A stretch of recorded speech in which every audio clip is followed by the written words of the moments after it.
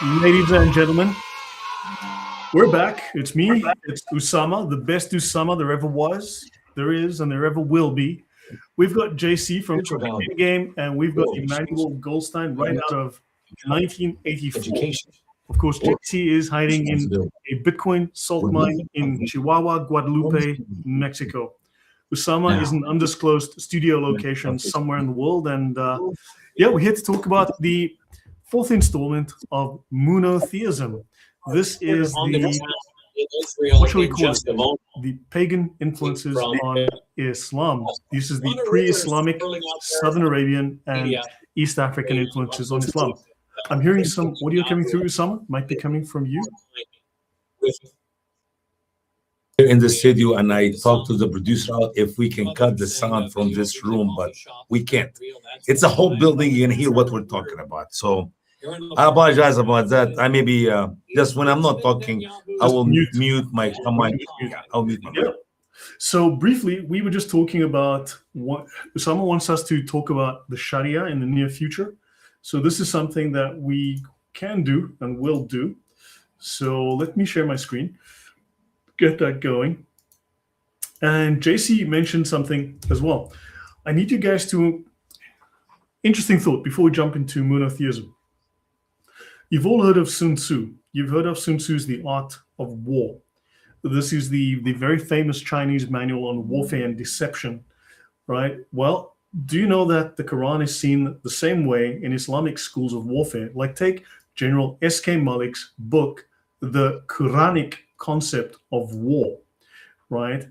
And of course, this book is used by military thinkers in Islamic countries, right? So this book has been found on captured and killed jihadist insurgents in Afghanistan and other countries, right? Now, of course, it has a foreword by Muhammad Zia-ul Haq, the late president of Pakistan and the army chief of staff, and also a preface by Ala Buksh Brohi, the late advocate general of Pakistan. So in other words, this establishes that this book, the Quranic Concept of War from the Religion of Peace, has government level endorsement for its method of jihad warfare. Any thoughts, guys, before I go further? Allah is a name you can have in Islam as a Muslim? Yes. You can name yourself Allah. Yeah, why not? Just okay, well, okay, sure. I'm God. Just call me your Lloyd and Savior. I'm sure that's not shirk at all. Not at all. No. If you want to be like Allah, you're Allah now. How's that? And another thought. I mentioned that before. It really is the religion of peace, and it's really the fault of the infidels that we have to have war. Is because they criticize Islam. They even make YouTube shows where they mock Islam. They exist. So it's really their fault. It's because of them that we have to have war. If everyone would believe in Islam, then it really would be a religion of peace. I don't know, man. I don't know Muhammad. Well, at least that's the concept. Yeah. So General Zia embraces Malik's expansive understanding of jihad as a duty that extends to individual soldiers as well as individual citizens. So jihad extends to individual citizens, and they draw an explicit distinction between the House of Islam, the Dar al-Islam, and the Dar al-Harb, the House of War. In other words, where you live, because you're not a Muslim. Any thoughts, Usama, before I go further? Well, it's amazing when we talk about the House of Peace and the House of War, Dar al-Harb or Dar al-Salam.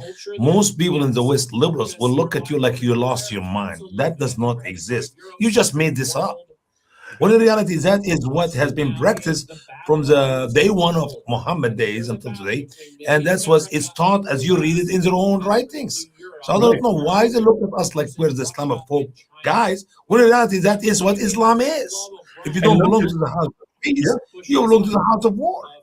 and they redefine defensive jihad to include the removal of any obstacles and any resistance to the spread of the message of Islam around the world. So if you are countering Islam, they must make jihad on you, defensive jihad. Just like, for instance, in the 7th century, the Muslims who were in Arabia, in Mecca, as the story goes, decided, you know what, there's Christians in France, we need to go make jihad on them. And you know what, let's go make jihad all the way across Africa. Let's go into India. Let's go into all of the Levant. Let's go into all of, Turkey. Let's go into Spain to make defensive jihad. So the Meccan Muslims decided to go all the way across Africa and into Spain to go defend themselves in Madrid. But Lloyd, is this defensive or offensive jihad? Help me out here. I mean, they had to cross 20 countries to defend themselves. Sorry? Say again?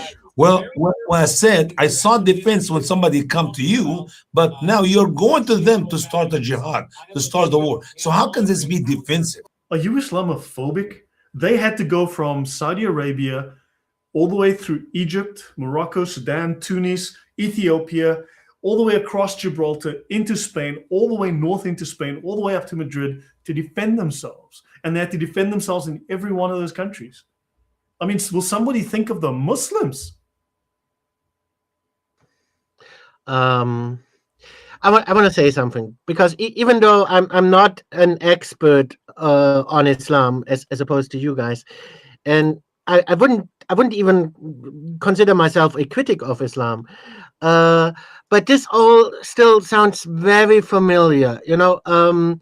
I talked a lot about the Christian Gnostic sect I grew up in, and we had the same kind of concept, right? Mm-hmm. Every evening we would sit together, and it was almost like an interrogation, but it was dressed up nicely. It was like, oh, we're gonna have dinner now, but before we're gonna have dinner, everyone share about their day, share about their thoughts. Do you have any negative thoughts? Do you have maybe any criticism against our belief? Please share freely. And of course, it's a trap. As soon as you admit to even any doubt, they're like a pack of wolves, ganging up on you. And they would. Oh, of course. Okay. Well, since this is public, I have to be careful of how I word this. Allegedly. Some people allegedly claim that they would even use violence and use violence until, well, these people don't have any criticism anymore, basically. Okay. Yep. Oh, it sounds familiar. So yeah, guys, we are dealing with a serious problem. Islam is a serious problem. And of course, we're here to discuss it. But one thing I do want to note is that I have been seeing more and more on social media, which I use as a kind of barometer or weather vane. I'm seeing more people discussing Islam in a pagan light. Even the whole idea of Islam as a moon religion. It started with Robert Morey back in the late 80s, if I recall. And he didn't have the luxury of the internet back then. I did not know about him until after I did my MOONoTheism series. And then Sam Shamoon told me Robert Morey had developed that theory like 30 years ago. And then I went and read Robert Morey's book. And basically I had repeated everything that he said, word for word, basically discovering it for myself. And then I did another series based on his book. So, so there's lots more people now starting to see that Islam is not what it claims to be. And I guess we can jump into MOONoTheism, Islam and the moon god of Babylon. And I want you to notice here, look at this crescent moon with the little star. Let's look at the crescent and the star, the crescent and the star. This goes to various cultures from Babylon all the way to Africa. And so this Islamic symbolism goes back. This is South Arabian. This is not Arabic. This is South Arabian. And these are the Yemenis, and they influenced Africa. They were influenced by the Babylonians. So this symbol goes back thousands of years. Islam is literally the continuation of an ancient star-worshipping, moon-worshipping, astrological religion. Osama, any thoughts before I go? Sure, sure. The problem with Muslims who do not know their Islam, there's nothing new in Islam. Muhammad did not make up anything new.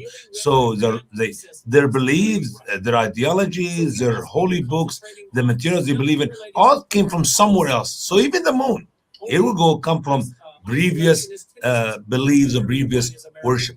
Muhammad did not bring anything new, if there is Muhammad, of course. Yep, that is also true. So, guys, let's jump in. And please remember to like, share, subscribe, make jihad on the like button, attack it severely. Please do. And for those of you who are willing to support the channel, we do appreciate it. And for those who do, thank you. We're really grateful. Okay, so we can talk about, we ended on maps last time, but now it's the Sabah, the Sabayoi, the Sabai, and the Bible. So the Sabai, right? These were people in the ancient kingdom known from local inscription as Sba, right? Also, we know it as Sheba, the queen of Sheba. And this was in southwestern Yemen. Saba is tested in Assyrian sources, so in other words, northern Levant sources. Sadly, though, northern Levant sources don't know about the Palestinians, of all things. Neither does the Quran. Crazy, but true. And these sources also don't know about Mecca. They've never heard of the Muslims. They've never heard of the Quran, interestingly enough. And in the annals of Tilgath-Pileser, to whom the Saba paid homage with gifts in 730 BC, right? So that's interesting. So they were written about in 730 BC. That's almost 3,000 years ago. And in the annals of the King Sargon II, where in 715, the Sabaean Tamra is mentioned as bringing tribute. There's an inscription of Sennacherib, according to which in 685, the Karabili sent gifts. And Thunderous, I'm going to send you the link if you want to join us. Link sent to your WhatsApp. So now this is going to be of importance, right? Sennacherib, right? Notice it's Assyrian Sin, or the moon god Shin. So we come back to the moon god Shin. Acheribba, the moon god Shin, has replaced the brothers. So we come back to that name Shin. Remember, the Allah of the South Arabians was known as the moon god Shin, who was also the moon god of Babylon. He was known as Allah. He was known as Shin, but also known as, well, Sin, but also known as Makkah. Had an interesting bunch of names. So does Allah and Makkah sound familiar, Usama? Absolutely. That's where we get the foundation which Islam tried to put on Abraham and Ishmael to bring Muhammad to this world. Islam was confusion about the beginning of the Kaaba and the confusion about the beginning of the Abrahamic religion concerning Islam. Yep. So he had a conflict in Babylon, and then he leaves Babylon, if I recall. So let's continue. So his kingdom falls after civil war between several Yemeni dynasties claiming kingship, and they split into separate territories. And the Himyarite kingdom, think of Yemen again, arose as victors. Their traders, they mention in Jeremiah and in Ezekiel, and Job 1:15 describes them as a rival nation of Israel, enemies of Israel due to their religious differences. And in Isaiah 45, they're described of people of great physique. In Job 1:12-15, we see the Sabaeans are used by Satan to attack and enslave Job's family.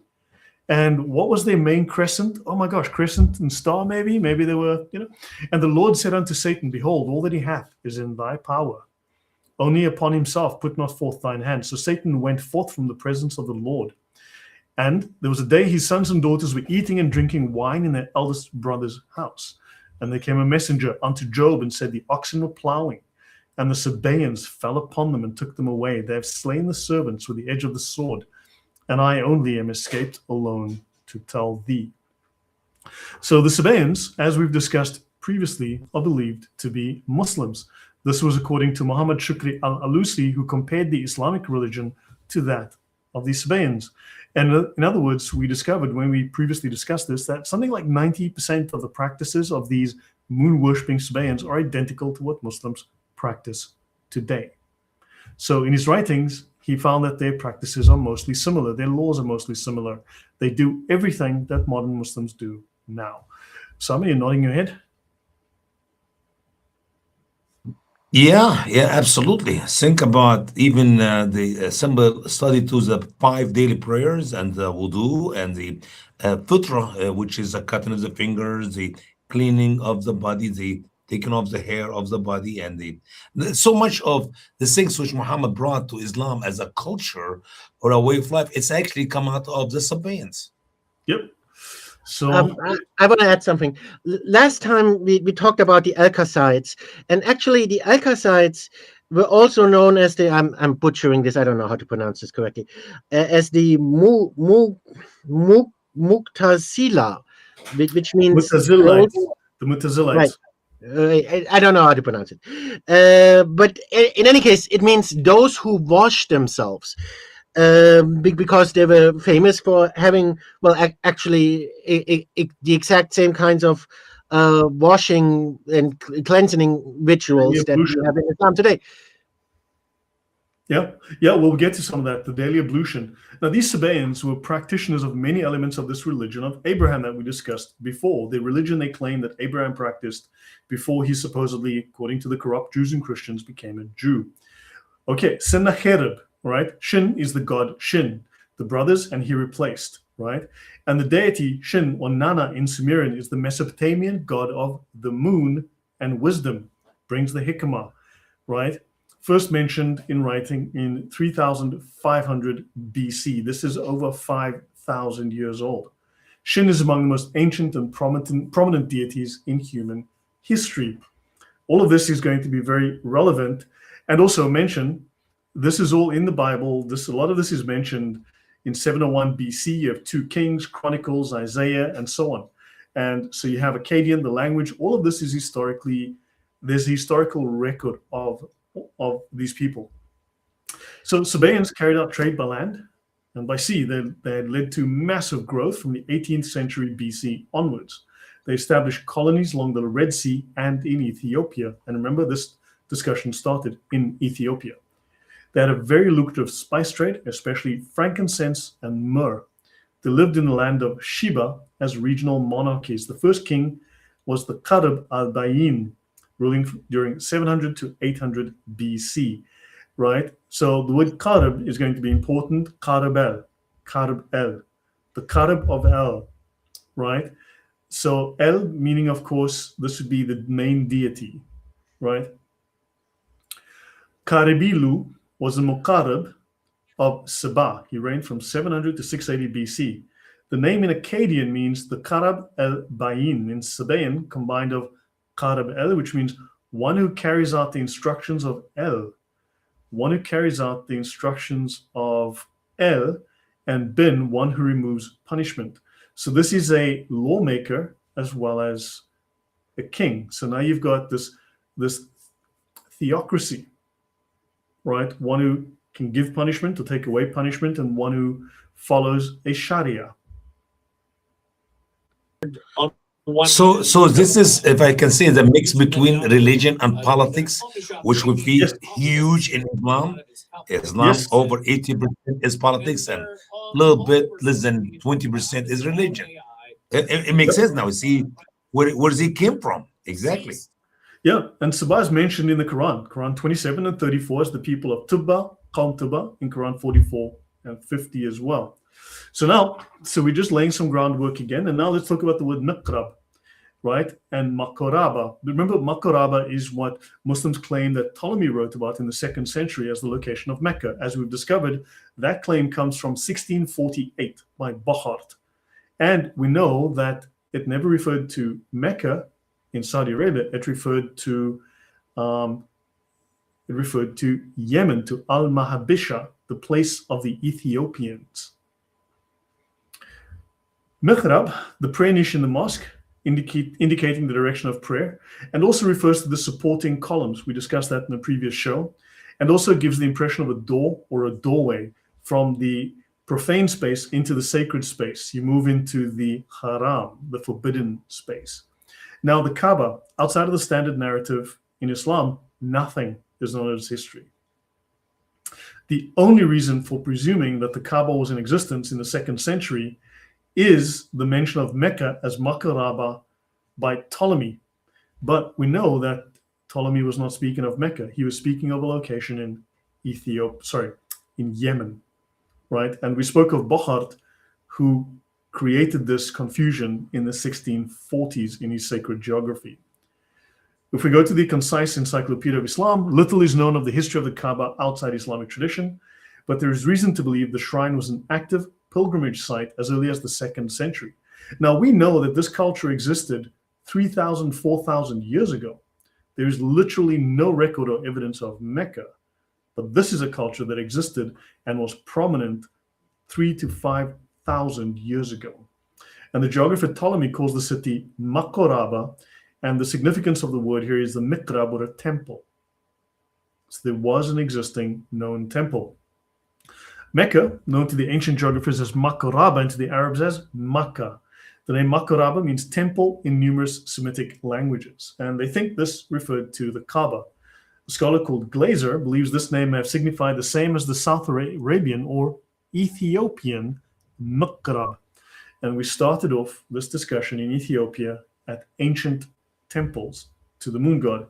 And in modern Islamic usage, Mikrab means prayer niche. So they've simply borrowed the temple name for star worshipping cults and said, we're borrowing that word and using it now for our religion. Any thoughts before I go on?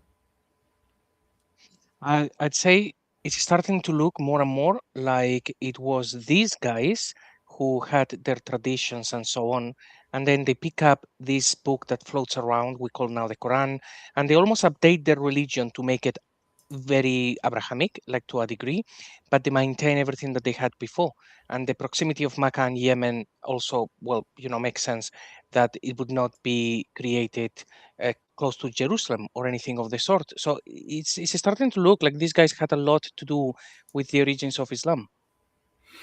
Something like that. Could also the word makraba, like muqarraba, which is to help to draw near to the deities they are worshipping? Makaraba is actually just an English version or variant of Muqarriba, and we'll get more into that word, the Muqarribs, because they were the Yemeni warrior priest kings. You see, the jihadi priest managers, So basically, they've got your theocracy, your theocratic idea is right there. And you have the regents of the Muqarriba. So we'll go on about that. This word is important. So these are the propylon at the fake entrance. This is a common feature of Muqarrabs, and we've already shown in the beginning what the significance of these pillars are. So aside from Muslim traditions, practically nothing is known of the history of the Kaaba. The only reason for presuming that the Kaaba was in existence in the 2nd century is the mention of Mecca under the name of Makoraba by Ptolemy. We know now this is false, because Ptolemy was referring to a location in Yemen, which was called Al-Mahabisha, which is the place of the Ethiopians, right? And this name may have signified the same as the South Arabian or Ethiopian Muqrab. And then you have the accounts of the campaign of Abraha, which may have been elaborated with legendary features that also discuss the existence and worship of the Kaaba in the 6th century, but they tell us nothing of its appearance or equipment. And where was Abraha? Well, he was in Yemen.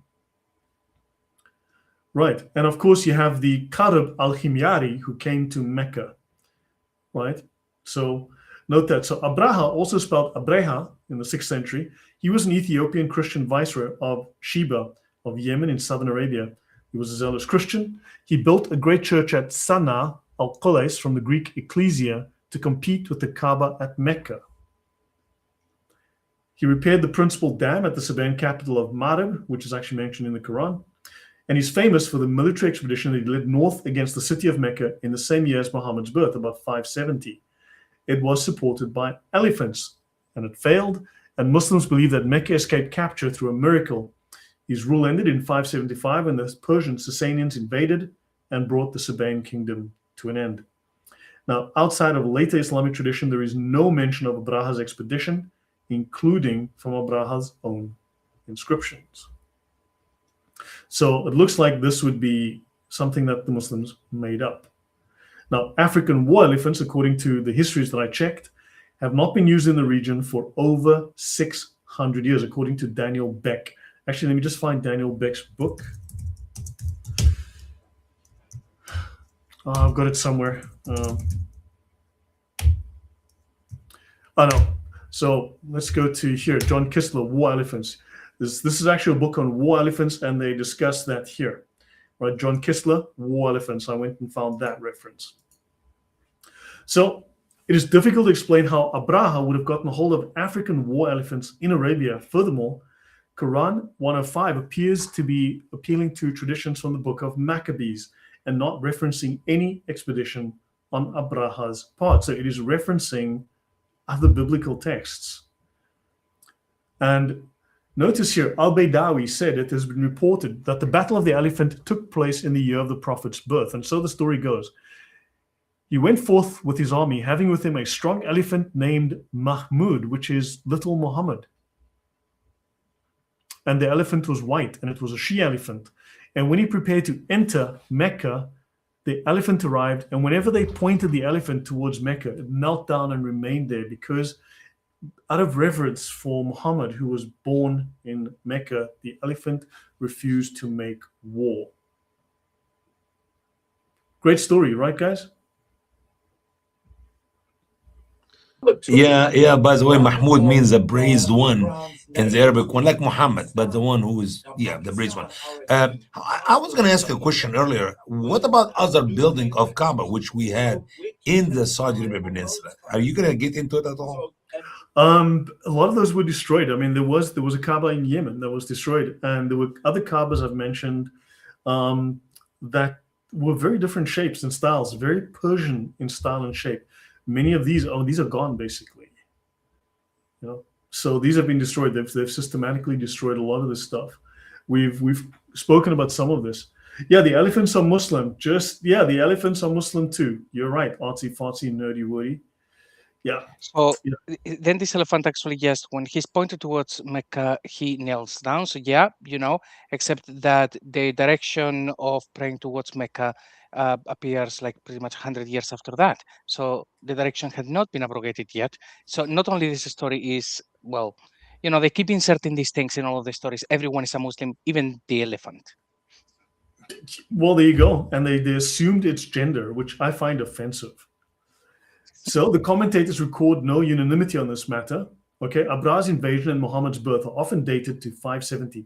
Qurtubi is representative in presenting sources that equate the year of the elephant with Muhammad's birth, as well as those that place Abraha's attack, 23 years or 40 years earlier. So it could be in 570, could be in 530, could be in 547. Oh my, that's very precise. That's extremely, that's like 5 minutes difference. That is the norm now. Now we come back to the real circle of numbers and locations. Scholars disagree. I give you a bunch of dates and a bunch of locations, and Allah knows best. Yes, indeed. Allahu A'lam. Yeah, the elephants have to pay zakat. I mean, pity Abraha didn't use a duck, because when the duck has to pay zakat, the duck could just say, look, can you just put that on my bill? So, various Western scholars like Noldecker, Lammens, and Blachere pointed out the inconsistencies within early Arabic sources and the contradictions between them. So the elephants invaded in the year Muhammad was born, which is 570, maybe 530, maybe 547, who knows? Allah knows BS. Let's continue. Now, we're throwing out a whole bunch of ideas here. A stone carving of a Christian figure found in Zafar, 581 miles south of the holy city, thought to have been made in the era of the Prophet Muhammad. Pagans indeed. But it looks like we have Christian kings being referenced here in, oh my God, the stone carving found in Yemen, and the surrounding area was once under Christian rule. And he dated this to a man with change in jewelry, curls, and sphericalized to around 530 AD. Interesting. Your thoughts, guys, because that matches one of the dates that Qurtubi provided. That's interesting. When it comes to these sort of findings, they are, I think most of the ones that I have seen, they are very recent. I think probably there have been a lot of things found that prove that the Arabian Peninsula had been Christianized, and they're destroyed, of course. But now we're starting to see, oh, look, this thing is found. There was a church over here and these sort of things. But before these things never came out, God only knows how many things have been destroyed. And add to this, why would you not find anything about Muhammad like you see about things before Muhammad? I mean, the later you go in history, you should have more material, more evidence, more archaeological to prove whatever you want to talk about. But we don't see that. Yeah, you find And Yemeni gods and records going back 5,500 years, but you find Jack for Muhammad. Isn't that insane? I believe we have zero evidence of that. You know, I was talking to the manager here at the station. I said to him today, I am more convinced today that Muhammad never exists than I have ever before in my life. And I love the show, Lloyd. I have to go down to the station, but I will be watching the rest of this. I want to learn more as we go. So lots of questions. Someone says, please write a book showing how modern Muslim Quran translations like Da'if International intentionally mistranslate the Quran to hide its flaws. We can do a show on that. Oh, absolutely. Absolutely. Love you guys. God bless. Take I'll care. watch this. Bye-bye. Bye-bye. I want to put you on the bottom, Jay-Z. So, Artsy Fartsy Nerdy Wordy is shocked that Muslims stole something from the Christians. She said they've never done that. Well, what kind of voodoo and witchcraft is this? I'm shocked myself. Well, actually, my whole point and the whole reason why I'm here is because, in my humble opinion, Islam came from, well, not from Christianity, but from Christian Gnosticism, which passes itself off as Christian, but is actually very much pagan and very much anti-Christian. But it has a veneer, and similarly, Islam, I think, started out having this Christian veneer, which is why you have these Christian images. Yeah, yes. There's a guy called Quranic End Game, and he says the female elephant was with Mahmud was called Nelly the elephant. She packed the bags and she went to the circus, I think, probably. So yeah, you had Mahmud the elephant. So you had a female elephant with a male elephant name. Okay, fine, whatever you say, Muhammad, whatever you say. How's it? Thunderous, welcome. Hi, guys. Yeah. Hello. So, white elephant, what year again? So, according to some of the histories, when the people of Mecca had fled the city, seeing the approach of Abraha's army, the lead elephant named Mahmud stopped, kneeled down, and wouldn't go further. The rest of the elephants would not go without the leader. So the whole formation came to a halt. Mahmud was beaten, because that's what you do when you're a Muslim, I guess. At least that's what you assume would happen, right? Because that's what Muslims would do. Mahmud was beaten. And why would Christians have an elephant named Mahmud? Can anyone tell me? JC, do you have any reasons? Thunderous, any thoughts why Christian armies would have an elephant called Muhammad, basically? Well, I don't know about that, but the first thing that came into my mind when you look at the narrative, it reminds me of the donkey on its way and having a confrontation with Balaam, and the donkey was beaten and it wouldn't move any further. There seems to be a very similar story here, where one is a plagiarism of the other. That's a fair thought. JC, any thoughts from you? No, I mean, the whole thing with the elephant, I just thought was most likely the whole thing a fabrication. They wanted some excuse. I don't know, but I keep listening to these stories that there was an elephant around Mecca. I don't think that an elephant would get that close. I mean, they drink a lot of water, so I think it would have died before leaving Yemen. These were camelephants. These were camelephants, and they like a hybrid camel elephant, and so they just don't exist anymore. But true story, camelephants. Yeah, look, if you can have magical flying donkeys, you can have magical elephants. So Ben says no elephant in a jazz. Every elephant needs 70 liters of water per day. Right, but these are camelephants. Don't forget, Thunderous. Yeah, I was just going to say that when you look at other stories in the Quran or even in Islam for that, you have to take 2 or 3 stories that exist elsewhere and take certain components of them to get where you are in the Quran. So in this instance, you can clearly see Baal's donkey, a similarity there. It's now, where do you get the other components like white or the elephant and Muhammad's name or Mahmud? When you can derive those things, then you can extrapolate certain features of those narratives and put it into this one. That's what is coming out here to me. You can do it too. Nailed it down. It was Aleph ants. They were very small, so they didn't need 70 liters. Those would have been Solomon's ants, because according to Islam, Solomon spoke to ants before he trod on them. Janice says this just gets worse and worse. Janice, this is Islam we're talking about. This is the word of Allah. Okay, this is the writing of Allah. Like, how can you not take it seriously? Yeah, but the good point, Andres. Good point. Now, Waqidi gives a tradition that there were 13 elephants with the army, besides the famous one called Mahmud, the woman with the man's name. And the latter was the only one that escaped death from the shower of stones. But this would seem to oppose the tradition on the subject. That's the Muslim tradition. Waqidi adds that Abraha sent to Abyssinia for the famous elephant Mahmud expressly to join his expedition.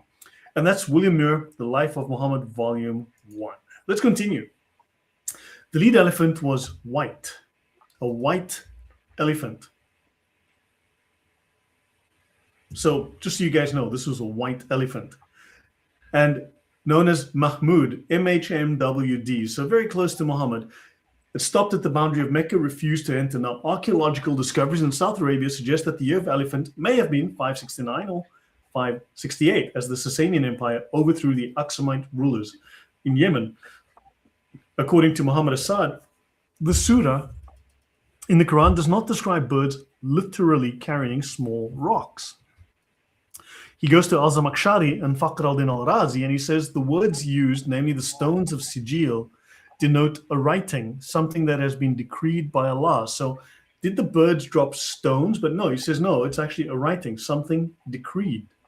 Namely, right, he further explains that this decree by Allah was a very sudden epidemic outbreak, which according to Ibn Ishaq caused fever and smallpox. So this, Assad concludes, points to the fact that the stone-hard blows of chastisement preordained were sudden epidemic due to the fact that the word for fever, hasba, means primarily pelting or smiting with stones in the famous Arabic dictionary Al-Qamus by Firuzabadi. And the word ta'ir can denote any flying creature, not just birds. It could even be insects. So they're taking these words and they're taking a little bit of, shall we say, creative liberty. JC, you're an author. Any thoughts? Well, I'm just thinking whether they were trying to create something like this elephant was Muhammad pre-incarnation. So like first he was incarnated in an elephant and then he becomes a prophet. Whole thing is just nonsense, particularly when we know that Muhammad, even according to the narrative, he was a pagan until he was 40 years old. You know, so the whole thing is just insane. And also, why this obsession with animals? Did the church fathers write stories about the donkey that Jesus rode into Jerusalem? Is that a thing in the ancient times? Is the white elephant in the room with you right now? So is there evidence that the Christian Trinity has pagan roots from Babylon? I'm not sure if you're trolling or trying to distract. I mean, that's not the topic here today. But I don't know. Just when it goes into the paragraph, it says something decreed by Allah. He further explained that this decree by Allah is a very sudden epidemic outbreak. Do you know what that sounds like to me? It sounds like to me when the Philistines took the Ark of the Covenant and they brought it forward before their God. So one night, I think forgive me, I know it either fell on its face the first night. The second night, its head and its hands were chopped off. And then on the third night, the Philistines... Yahweh gave the Philistines an outbreak of piles, specifically for the Philistines, and they brought the Ark of the Covenant back to the nation of Israel. I can't help but think, is this some kind of variation, yet again, where they've extrapolated something from the Bible, where Yahweh broke out or decreed a disease? Oh, this is like the plagues visited on Moses, right? With Moses and Pharaoh. Yeah, it seems very reminiscent. But to Also, answer the question that was asked here, just a moment, Thunderous, I don't think so. I mean, look, I have discussed it in the past. I just cannot remember offhand all of a sudden. But the idea of the Trinity, if you go back to Jewish history, you'll find thousands of years ago, right? The Jews were talking about a Trinity, and of course, when Christianity developed, they started to make, shall we say, little changes to their documentation. I'll get to you in a moment. But the whole Jewish idea of God influenced a lot of people around them. So you might want to ask, did it come from the Jews first and then got corrupted by other regions? But that's something that's maybe worth talking about it, you know?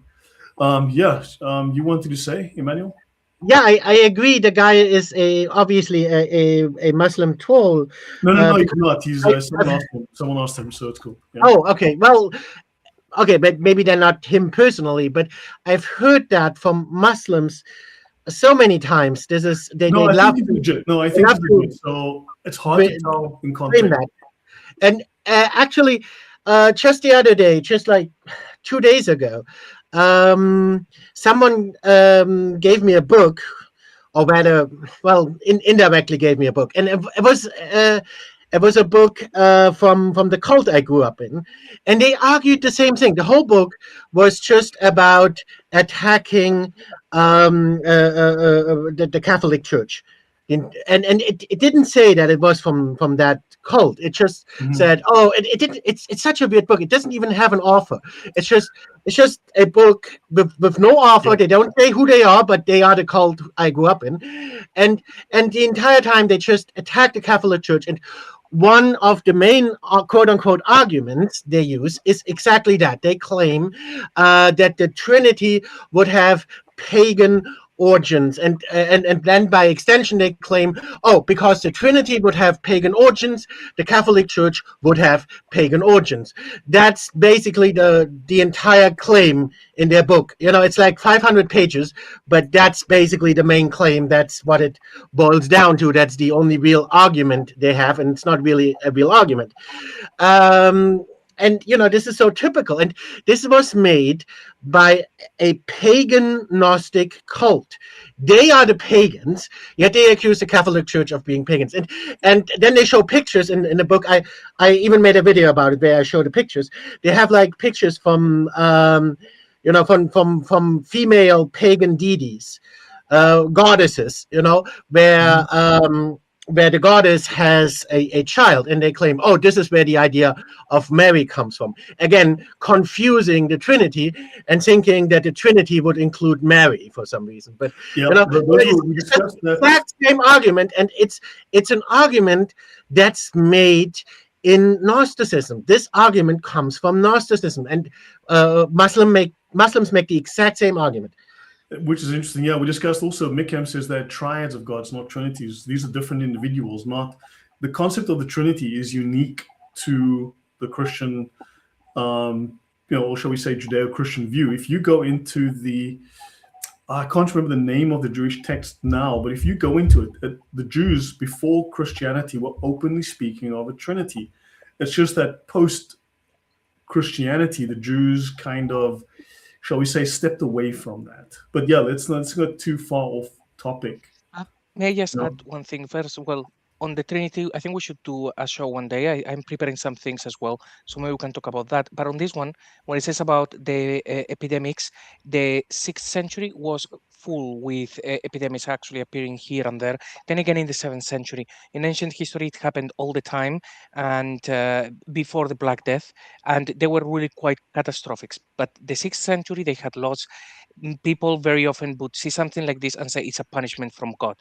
But it is easy to see how something bad happens, and people would say, okay, this is because of God, and then they create a lot of legends around it. So you could actually think that a pandemic or an epidemic would happen in reality because they were happening all the time. Right. Also, Artsy Farty says that gods came in threes, which is reminiscent of Baal, Ishtar, and Moloch. But also you had the moon, the sun, and the stars. So the father, the mother, and the children. Right, the father, the mother, the child. They have this family unit style thing, whereas the Trinity is a very different concept. So, but look, I mean, that's something we can tackle another time. Can I ask a question on this, Lloyd? About so just so I understand this correctly, this is the year Muhammad is born, and a flock of elephants, or whatever the group and their title is. Some elephants come to Mecca, and the chief elephant, Mahmud, bows down and won't enter Mecca because this is what Muhammad is born at this time, or because Muhammad is going to be born in the city. He was born, I think. I think he was born. So if we assume that he was born at that time, then why is it the elephant knows about Muhammad, but nobody else knows about Muhammad for 40, the elephant have his years? But for 40 years, Muhammad didn't even know, his mother didn't know, his father didn't know, his community didn't know, he himself didn't even know. It was only after the experience in the cave that his wife put things together. She herself knew more about the situation than he did. So why is there a blanket silence for that period of 40 years before anybody found out that Muhammad is a prophet, though the elephant knew that Muhammad was a prophet? And who else would have recognized this elephant was standing there for this particular reason? Because the story has no meaning. Nobody, exactly. It makes no sense. It only makes sense after the fact as a story to embellish Muhammad's presence or something. That's why it's a fictional story. In a Shia hadith, I think you will find that it makes perfect sense. So when Jesus was born, Allah sent a star, and when Muhammad was born, Allah sent an elephant. Yeah, but there was witnesses. There was witnesses to the star. You had the Magi from the distant land, and Herod also was familiar with it, and there were other witnesses to this as well. Whereas this story is just something that's been added on retrospectively to give credibility to Muhammad. What I don't understand is the elephant was sent by Allah to contact Muhammad. The elephant was trying to make a trunk call. Right. Your puns are terrible. Yeah, I know. So in a Shia hadith, Imam Ali was born in the 30th year of the elephant, and he died in after Hijrah 40. Some scholars place the year of the elephant 1 or 2 decades earlier than 570. So it could be 560, could be 550. And they place it before the birth of Muhammad's father as well. So in this tradition attributed to Ibn Shihab al-Sukhri in the works of Abdul Razak and al-San'ani, the whole incident happened before the birth of Muhammad's father. So the attack on Mecca happened, this would be like before Muhammad's father was even born. Yeah. This reminds me a lot of the story you mentioned with the cats, where Muslims claim that cats won't touch or will, out of reverence for the Quran, will not touch the Quran. It's just obviously made up, and it's not true. And my cats, they have no trust me, they have no reverence for the Quran at all. But let's not get into this. But I also want to mention at that time, even if we were to assume it was actually at the time of Muhammad's birth, and not before his birth, but at the time of his birth, as is the claim, then even at that time, Mecca was still pagan, and the Kaaba was a pagan shrine. So the elephant would have bowed down to a pagan shrine, not to an Islamic one.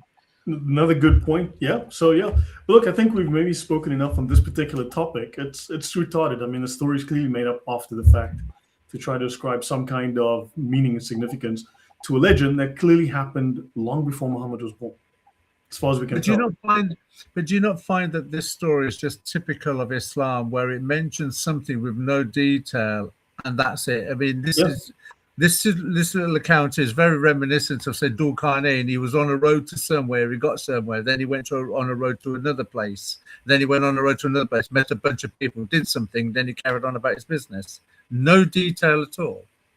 Yep, no, it was the elephant prophet predicting Muhammad. Yeah, no, exactly. It's common. So just as in the book War Elephants, the one I showed earlier by John Kistler, just as Muslims ascribe religious sensitivity to the elephants that refused to attack Mecca, it should also be noted that they borrowed this from previous legends, as they always do. Christians ascribe piety to some elephants visiting Byzantium or Constantinople. John of Ephesus wrote that the elephants raised their trunks and signed the cross.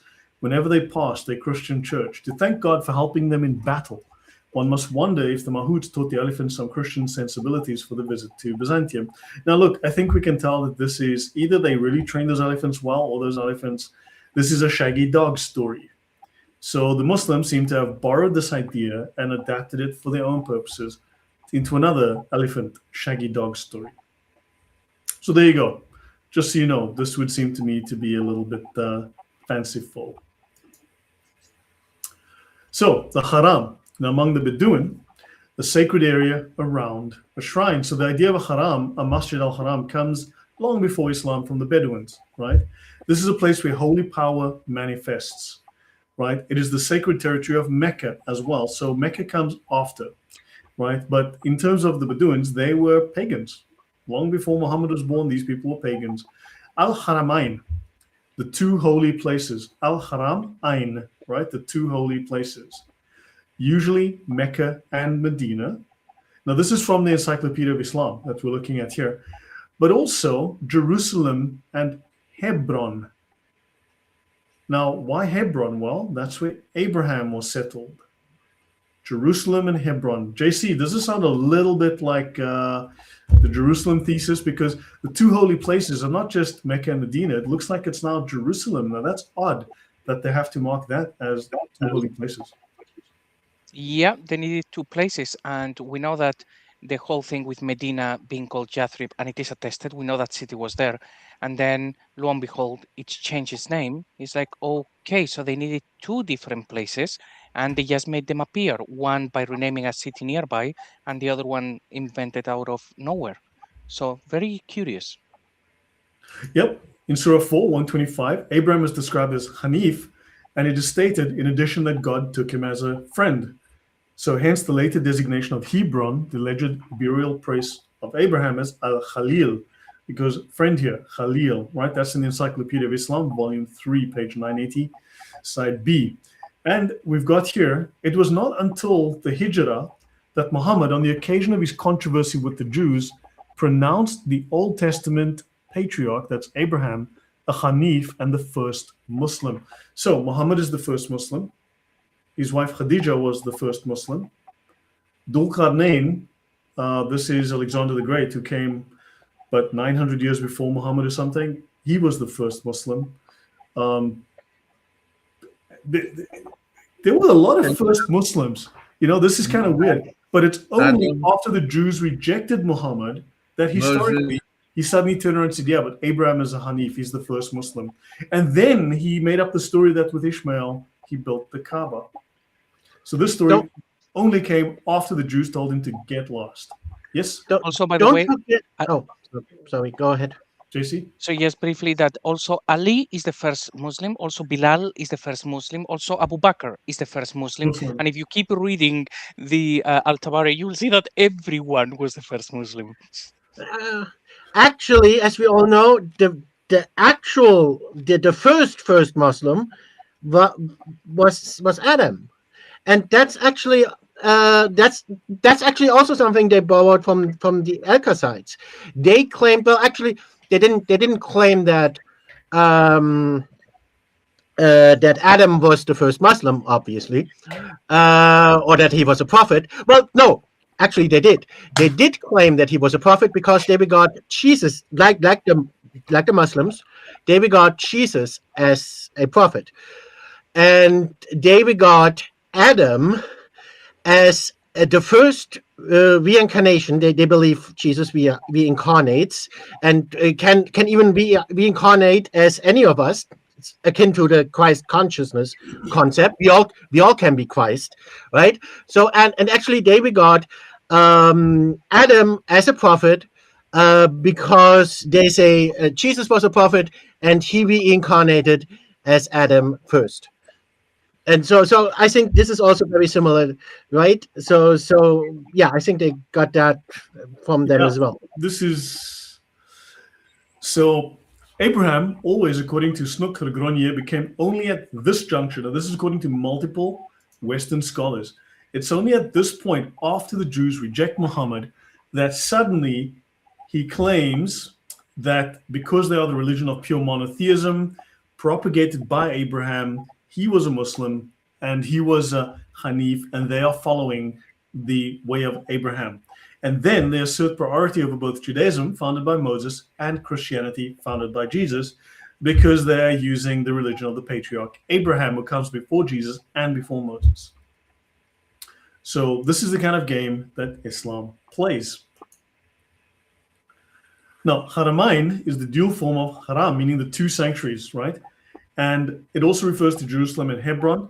And then also notice the word Haram. Now, we spoke of previously of the connection to the pyramids and to Egypt and Egyptian religion, and to, as we discussed last week as well, with the Hermeticists, with the Hermetic gods of Egypt, right? With Thoth, the god Thoth.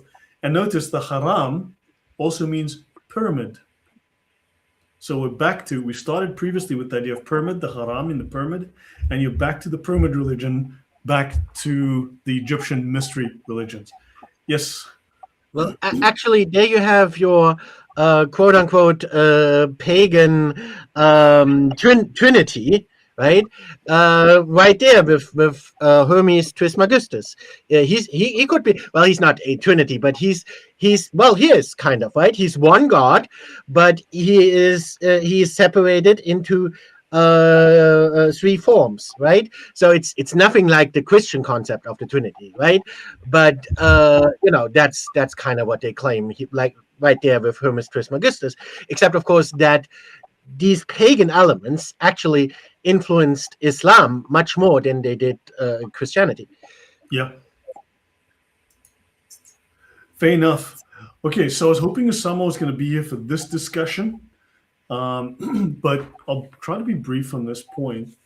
So Sharia basically allows Muslims to follow a certain set of rules that brings their lives in line with the will of Allah, right? The word Muslim means that a Muslim is Sharia compliant, and the word Muslim contains its Arabic meaning and definition, right? So the word Muslim in Arabic has two parts: the mu prefix, mu, and the triliteral root of the word Islam, salim, right? I've already covered salim, which means graven idol, right? The word Esalem comes from the root for graven idol, to worship a graven idol, salam, right? And in Islam today, of course, it's a word that means submission, but when you prefix the word mu, right, to such a root in Arabic, the resulting noun means a person who does the thing that the root word denotes, right? A Muslim will do, this is someone who does salim. And salim in this, of course, in Arabic, modern Arabic, submits great and well, but prior it meant graven idol. So we could perhaps infer this means someone who bows to a graven idol. But you submit to what? Allah's will, which is the Sharia, Islamic law. Now, previously you submitted to the idol, right, in the Kaaba. So now a Muslim is by definition a Sharia adherent, because that's what the word means. If someone claims to be a Muslim or converts to Islam, was born into Islam, but does not apostatize or separate from it, then it is reasonable to conclude that person is Sharia compliant. Therefore, we have to assume that all Muslims are Sharia compliant. So assume so until they prove otherwise. Just keep that in mind, right? And if someone does not submit to the Sharia, right, then this does not meet the linguistic definition of a Muslim. Just keep that in mind. Okay, so I'm going to skip over that. Okay, so it's important to remember that the caliphate is a governmental system, right? An imamate, right? It's a theocratic system. It's law, culture, warfare, theology, and so on. All of it, right? And they have to replace, by means of jihad, any and all political systems not governed by the Sharia. Oh, wow. Thank you very much. Nada Hope Hoffnung. Thank you very much. Please let us know what that was for. Thank you. So let's continue. Okay, so thank you very much. Okay, let us continue. So makaraba. Now, you have the what. Now you've got the ma and the mu. We've just looked at the word mu. Someone who does the thing, right? The word Makaraba is derived easily from Mukaraba. Right, now we go back to Yemen. We go back to the warrior priest kings of Yemen. And this is the Makaraba that people claim was originally Mecca from Ptolemy. The Mukaraba are the priest kings who served the will, right? Mukma, someone who follows Muslim, Mukaraba, Makaraba, right? The priest kings who served the will of Allah. And Allah, for these Yemenis, was known as the god Makkah. Makkah, also known as the Babylonian moon god Shin, Swen, right? Sin, also known as Allah. Any comments from you guys? Any thoughts before I continue? No, I'm fine. good. Yeah, but does it all make sense? Does the logic hold here? The term ma, mu.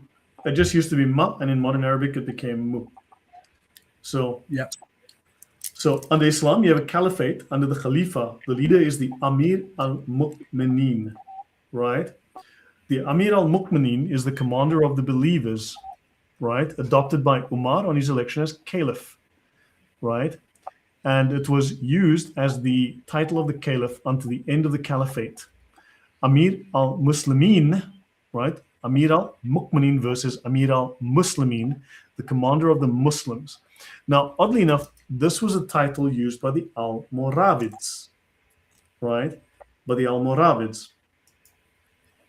Now, Amir al-Muslimin is the Lord of the Muslims, a title which the Almoravids first assumed in distinction to the title Amir al-Mu'mineen. So we had an actual distinction between the Muslims and the Mu'mineen, the believers, a general group of believers.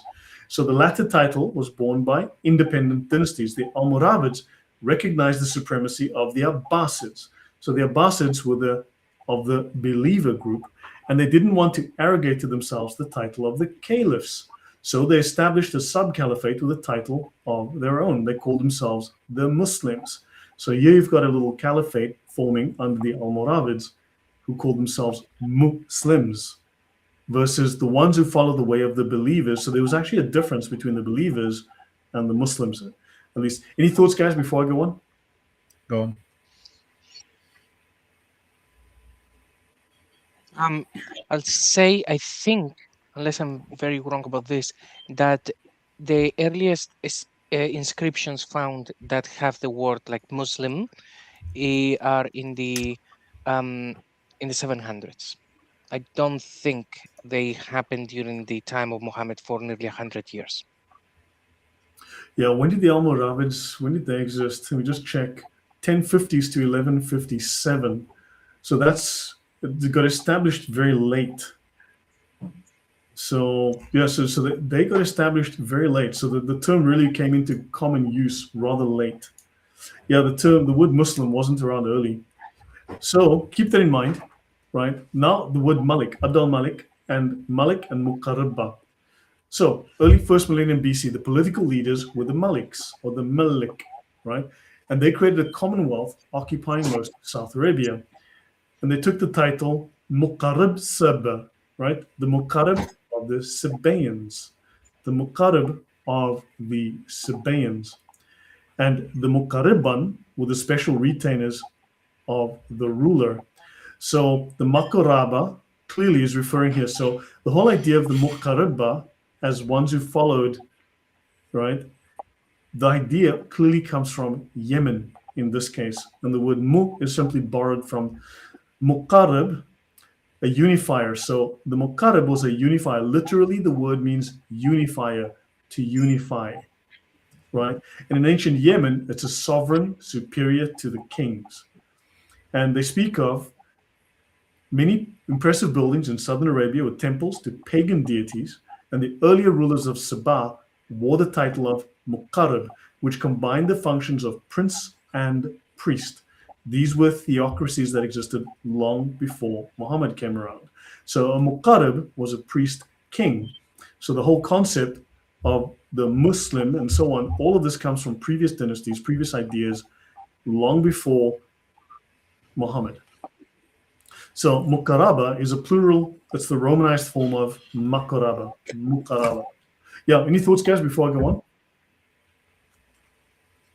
Just on Abdul Malik, that the title means, it's supposed to mean servant of the king, which is a very odd title for somebody who is the caliph. So basically, he has no one above him. So that one can argue it was something to do with Jesus, and he was basically servant of the king, and that was something to do with Jesus. In one of the coins that Mel showed on his channel, that is Abdul, it was always understood as Abdul Malik carrying a flaming sword, but he has unpacked that coin, and it actually looks like an image of the angel of the Lord, basically Jesus, with the flaming sword. So it is possible that during the early times of Abdul Malik, he was a heretical Christian, but is still Christian, and that's where his name comes from. It's obviously very difficult to actually figure that out, but it does sound like that's possible. Yeah, but you've got this Jewish Christian sort of idea, and then it transplants itself into Arabia, which is dominated by the idea of the Muqarraba. So then they've got to fuse these ideas of this existing state, which is run on these theocratic principles, infused with the ideas of Christianity that they stole from heretical Judaism and Christianity as well. So that's kind of the idea that I'm getting. Andrew Martin says, yeah, this is why the Muslims assert that fitna is like rebellion against the government, because it is. It's rebellion against the Islamic government, against Muhammad, the priest king, and that's also true. And Mo is the priest king, right? The priest of Allah, the king over the Muslims. So yeah, any thoughts from you, Thunderous? No, fine, thank you. Other than the priest king, the idea of a priest king, isn't that Melchizedek? He was a priest king as well. And we mentioned him earlier, right? We did mention him earlier. So yeah, there's like a lot of these ideas that seem to be filtering through. And Villainous says, priest king, control through religion and politics, a whole of life ideology, We've heard that before. Yeah, Islam. Exactly. Okay, so Muqarrab Malik al-Makkah. So this could mean the place of refuge. And the inscription placed in the wall of the temple relates that Yada el-Darikh, son of Sumu Ali and Muqarrab of Sabah, erected the wall of Awam, the house of al-Makkah. So al-Makkah or Makkah, right, as a place existed under these Muqarrabs, right? So the Muqarrabs were already present in Makkah, the house of Makkah. Interesting thoughts, just the commonality of these terms as you see them over time. And they speak of al-Sabiqun, the foregoers, a term applied in Shiism to the Prophet, right? And early on, I skipped over something which is used in Sunni Islam, which is also the first of God's creatures to respond to the demand, am I not your Lord? And this idea is, I skipped over it earlier, but it's very present within Sunni Islamic theology as well. And the term derives from the Quran, but notice they speak of al-Sabiqun, and Muqarrabun, right? Al-Sabiqun, ulaika al-Muqarrabun. So the Quran actually refers to the Muqarraba directly here.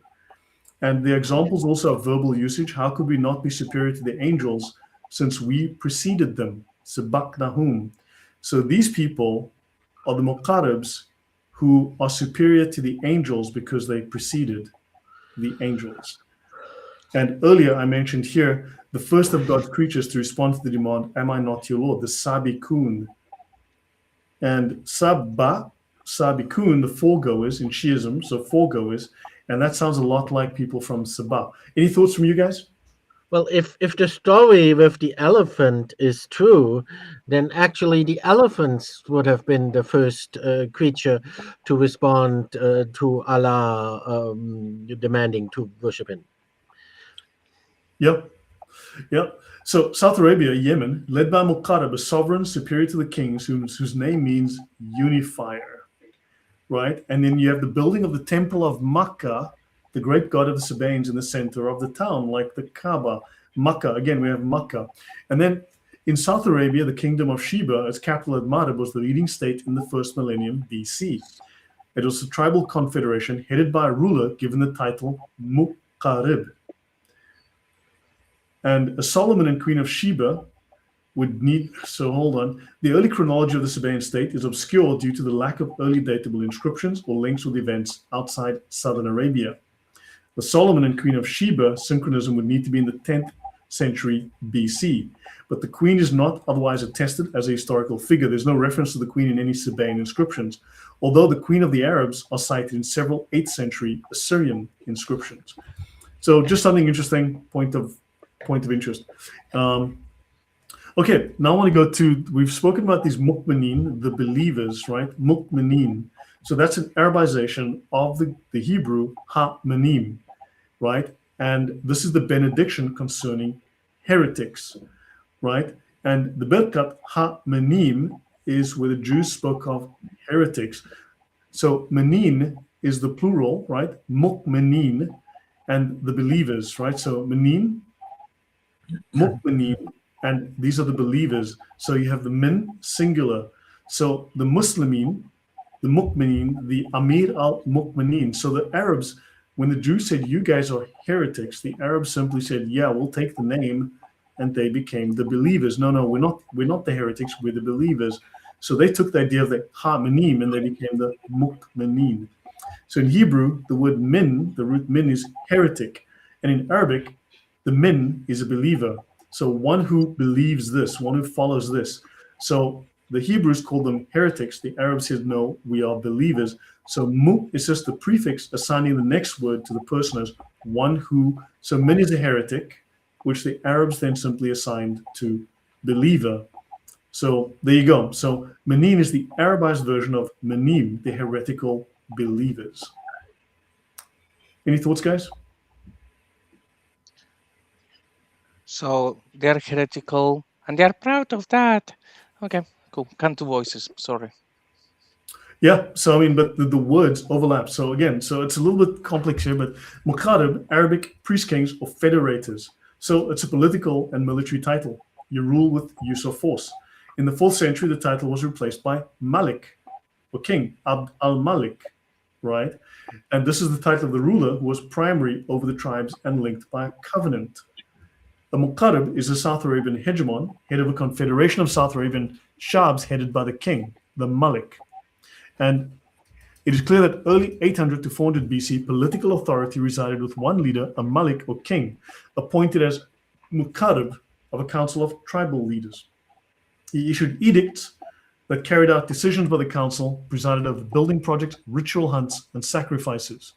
Some of the most famous inscriptions record the military conquests of the Muqaddams, who were evidently quite successful in confederating tribal groups through the rites of pilgrimage. For instance, at Jabal al-Loth, which is a mountain. And so they did pilgrimage, and they used such social cohesion to conscript military forces.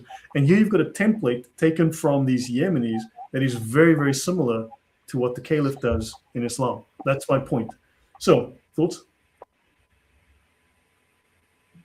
Yeah, this whole thing about people going to one place, and that's how you get armies, that actually makes sense. It's also part of the whole thing with Petra, that a place where you have to form an army would have to be a trade center. So you have people, you give them money, they join your army.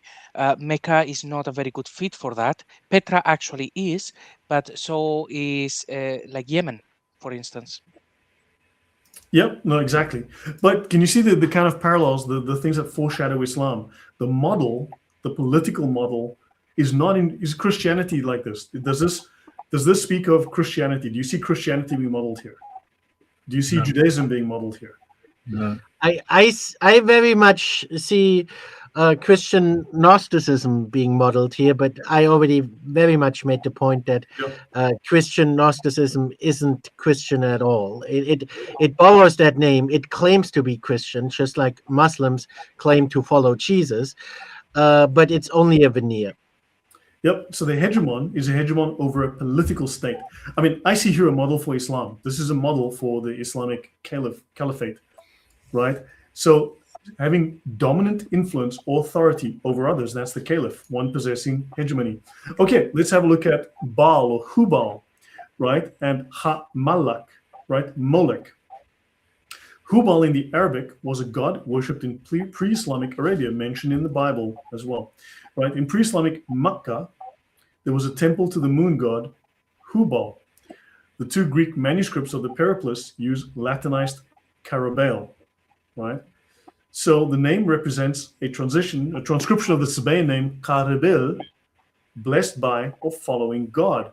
So let me see. Mukaraba, right? Makoraba, one who, one who, Karabal, one who follows the god Baal, one who is blessed by Baal. Mukarabal, Mukaraban, Mukaraba, right? So this is a name shared by numerous South Arabian rulers, right? Which means blessed by or following Baal. Now the question is, which leader do we know of, which religious founder was consecrated to Hubal, otherwise known as Baal, in the Kaaba in Mecca by his grandfather? Any guesses?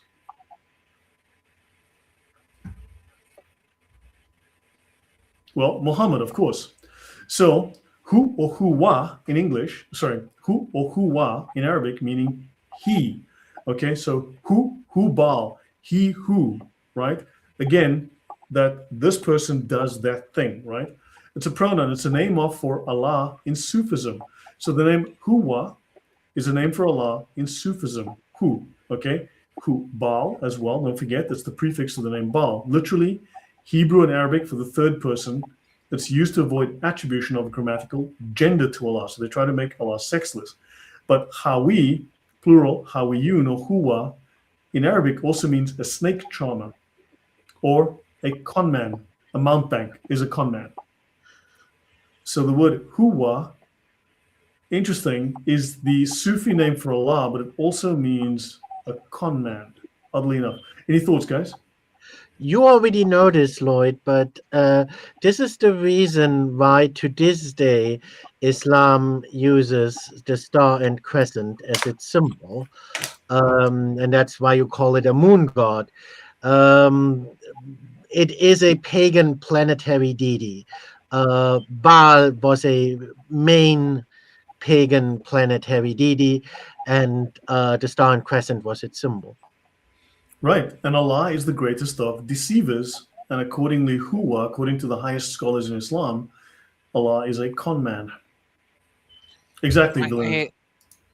Right, with this, one of the things that I would add is, because this is in Sufism, I would actually probably interpret this as they have noticed that in the Quran, often there is this Hu and Huwa doing stuff, and if it is just he doing stuff, it becomes quite clear that the book is talking about Jesus and sometimes the Holy Spirit, and that's not good. So by saying that Huwa all of a sudden is Allah, they remove that problem, because otherwise you read it and you say, oh, look, this is actually very Christian. And there are some places like Surah 47 verse 2. So Sufis, they are deceitful in that manner. True that they are, but notice also al-makr, right? Just the fact that we've just been speaking about the muqarraba, right? Muqarraban. And here you've got makr, and then you've got the greatest of deceivers, and you've got this word as well linking us to conman. And just kind of just these links are just, I wish that Osama was here so we could speak about it. I was hoping he's going to be on for longer, but it's just that it's just these linguistic connections, this consistency of this linguistic connections, just to me are just saying something. Yeah, and actually, I don't know if you have it here in the presentation. I saw once Sam Shamoun, he was taking one of the surahs at the end of the Quran, I can't remember which one it was, and unpacking it and saying, well, this is actually about Hubal all the time. So I don't know if you have it here, otherwise maybe we can have a look at that video for the next presentation. Sure. Okay, so after decades of scholarship denying that the Carthaginians sacrificed their children, new research has found overwhelming evidence that this ancient civilization really did carry out the practice of child sacrifice, right? And there are these ancient burial grounds, right, which scholars try to pass off as just child cemeteries, but it turns out no, they were doing child sacrifice on sacrificial urns. It's not the one where they found like hundreds of urns with the sacrificial, but they were sacrificed to Molech. Yes. And I think one of the comments from one of the archaeologists who was a theist was they were surprised, given that the type of sacrifices and the brutality that was taking place, that it took the nation of Israel 200 years before they decided to wipe out the Canaanites, because that's one of the criticisms that many people don't seem to understand, that God, the God of the Bible is this merciless tyrant that He goes waited around like 400 years, yeah, to but he waited, and there was the comment was, I was surprised he waited that long. Yeah. So scholars obviously didn't want to, shall we say, the Carthaginians, this fine ancient group, and they wanted to say these guys were squeaky clean, walked on water. And it turns out they're a bunch of murdering psychopaths, right? So Josephine Quinn of Oxford University's Faculty of Classics said, it is clear that the stories about Carthaginian child sacrifice are true. This is something the Romans and Greeks said that the Carthaginians did, and it was part of the popular history of Carthage in the 18th and 19th century. Children, male and female, mostly a few weeks old, were sacrificed at locations known as tofits. The practice was carried out by their neighbors at other Phoenician colonies in Sicily, Sardinia, and Malta. And dedications from the children's parents to the gods are inscribed on slabs of stone above the cremated remains, ending with the explanation that the gods or gods concerned had heard my voice and blessed me. And they worshipped a god called Baal, Baal Hamon, the face of Baal. Right? Now, I just want you to note Hubal. We've spoken of Hubal, and at some point we'll get to where Muhammad is literally consecrated to the god Baal. Hubal, Baal, same god, in Mecca when he's a baby, right? When he's a young boy. So, the examination of skeletal remains and the associated grave goods and the stele at the Tophet of Carthage and the comparison of the burial practice showed that the Phoenicians did practice child sacrifice. Here's the paper you can read. Now, so detestable was the practice of child sacrifice in Israel that Jeremiah prophesied that the valley of Hinnom would become the valley of slaughter, because there the Lord would judge and punish those who engaged in child sacrifice. So now we've established Baal, okay? And we've talked about Hubal, same god, same deity, same pantheon, the whole bit. Now, in the Sirah, that's in Muhammad's most reliable biography, take that for what it's worth, Muhammad is consecrated to Hubal, and Deus had an idol belonging to Amr bin Humam al-Dawsi, and the Quraysh had an idol by a well in the middle of the Kaaba called Hubal. So the Kaaba, the biggest, most prominent idol in the Kaaba, was the one to Hubal, right? And they adopted Isaf and Naila by the place of Zamzam. So they've had a couple more of these idols.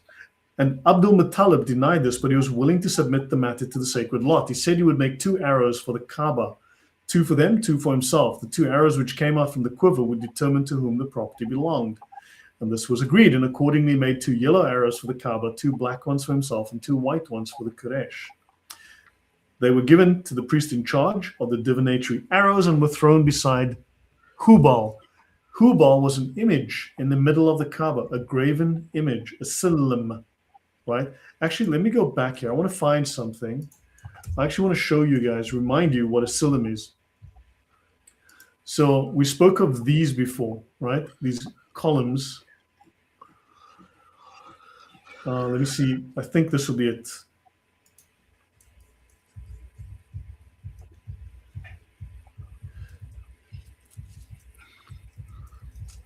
Oh, no.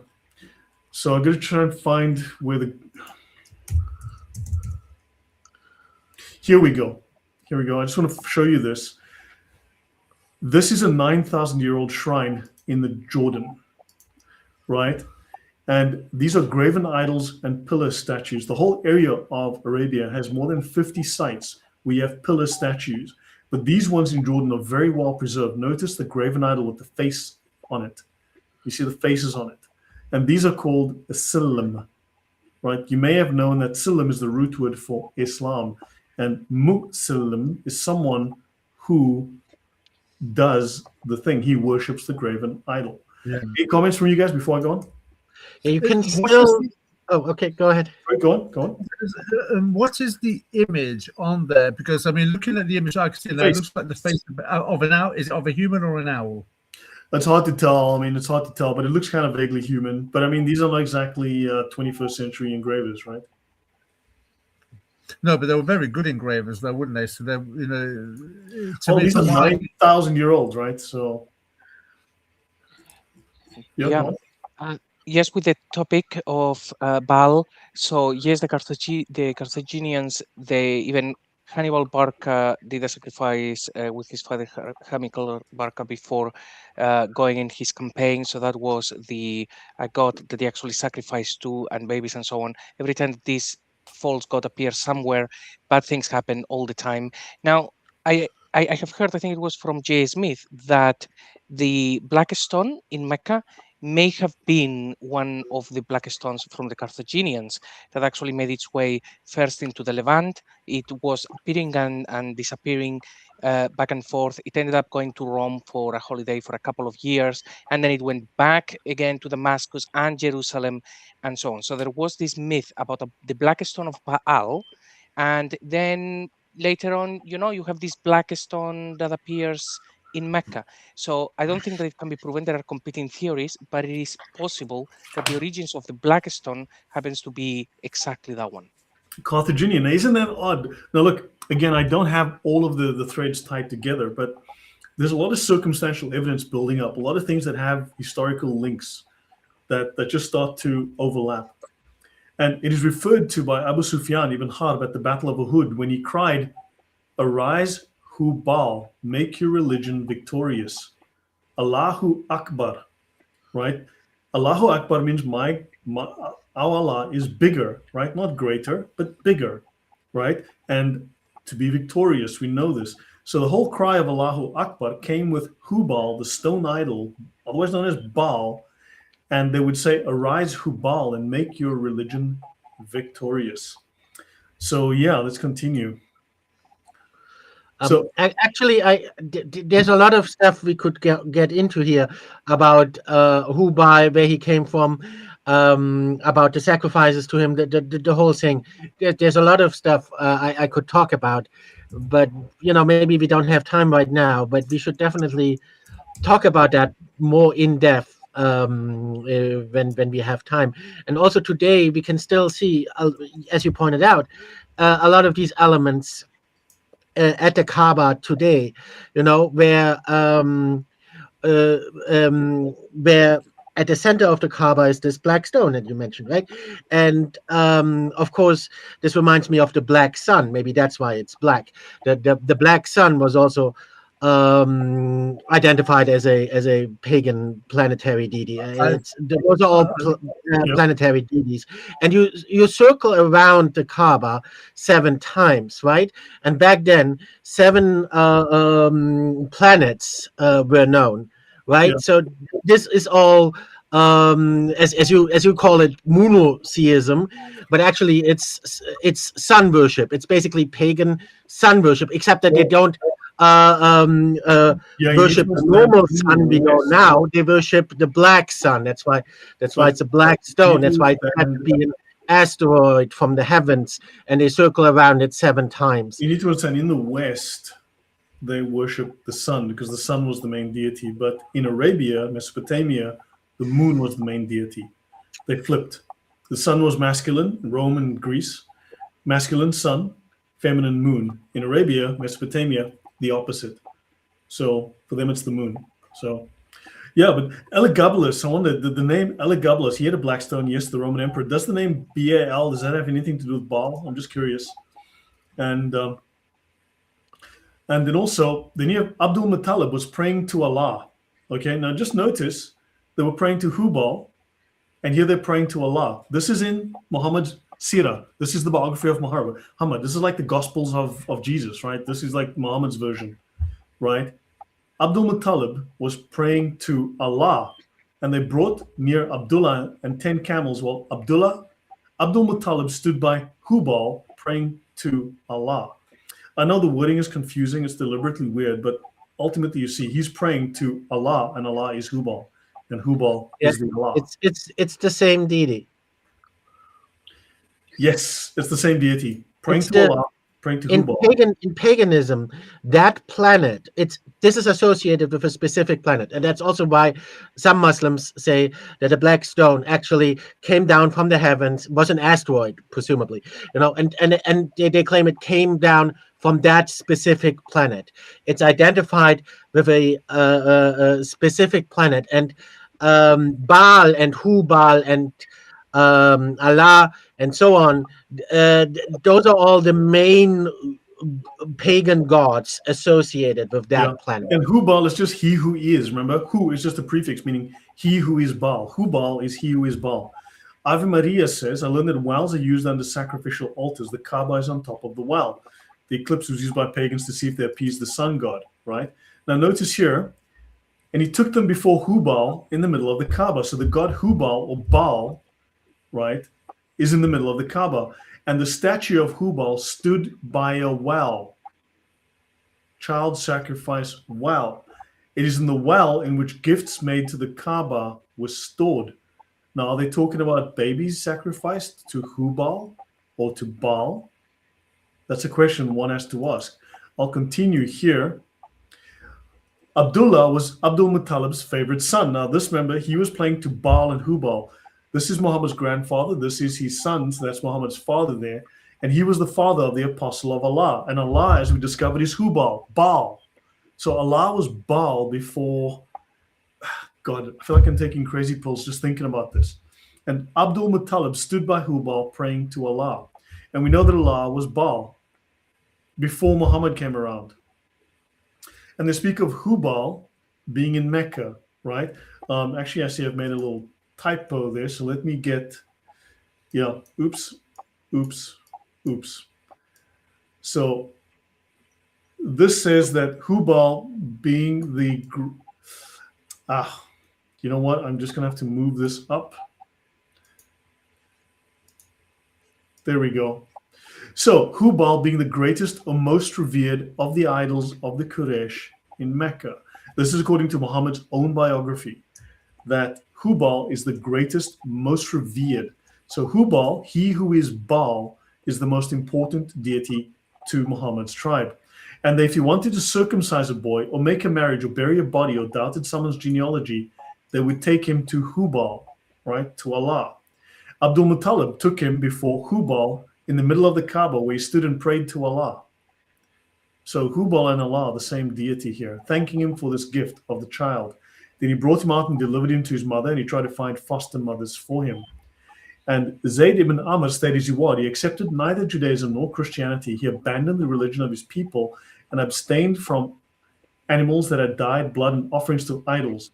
Right? So, sorry, I'm not sure why I put that in there. I'm sure I had a good reason. I cannot remember. Oh, so Zayd then says, not one of you follows the religion of Abraham, but I. So he's saying now, Abraham wasn't the father of the Jews, not the Jewish patriarch, but they followed the religion of Abraham, which is, moon worship, the worship of Al-Makkah, also known as Allah. And we now see that Allah in Islam is also Hubal, also named Baal. Am I to worship one Lord or 1,000? If there are as many as you claim, I renounce Allat and Al-Uzza, both of them. So Muhammad apparently renounces worshipping Allat and Al-Uzza. I will not worship Al-Uzza and her 2 daughters. I will not worship Hubal, though he was our Lord in the days when I had little sense. So Hubal was Allah.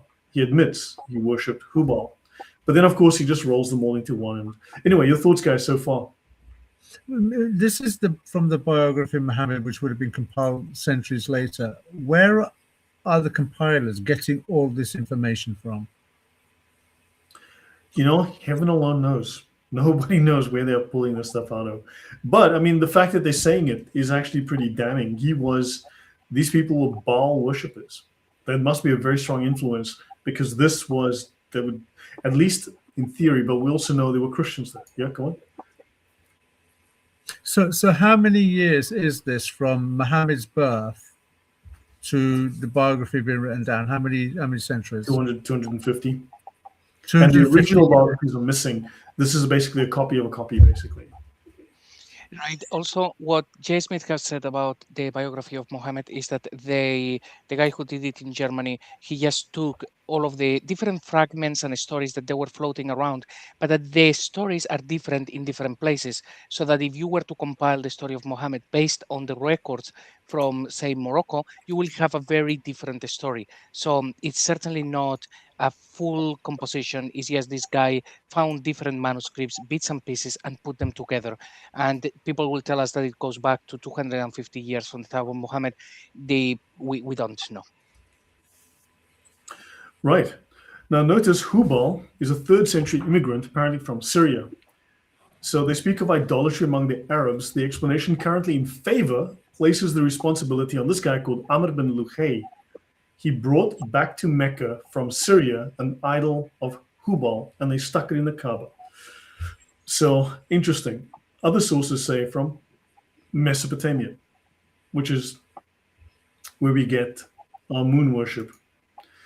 And then, of course, they say this is the Encyclopedia of Islam. According to Abu Zayd and others, idolatry is not directly opposed to Tawheed. Islam is Tawheed; it rejects idolatry, right? But according to Abu Zayd and others, idolatry is not opposed to Tawheed. No one would be stupid enough to identify the creator with a piece of wood. Of course, Muslims keep telling us that. But the error of the idolaters is they suppose that God has a form. Allah has no form. That's the Gnostic God again. So yeah, they're just odd that idolatry is not directly opposed to Tawheed. So yeah, just these odd references that I'm seeing. It's just really strange. So it's not that the idolaters give associates to God. So notice, accuse the idolaters of giving associating partners with Allah.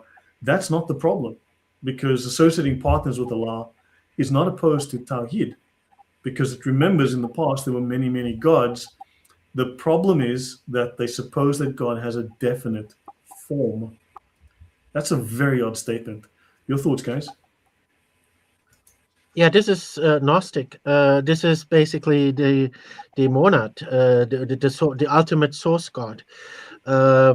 He's not personified. He has no form. He might be, represented by such abstract concepts as like entire planetary bodies, but he's not like Jesus, who can manifest as a human. Right. Any thoughts from you guys? I'll wind down. Let's go another 5 or 10 minutes. But any thoughts from you guys before we go on? No, Not for me. I'm good. Okay, so let's look at the origins of Hubal from the Smithsonian, right? And they tell us the Nabateans, and this is where this links with Dan Gibson finally. And that's why I think Dan Gibson's thesis is he's got some really good info, very interesting info, but not necessarily complete.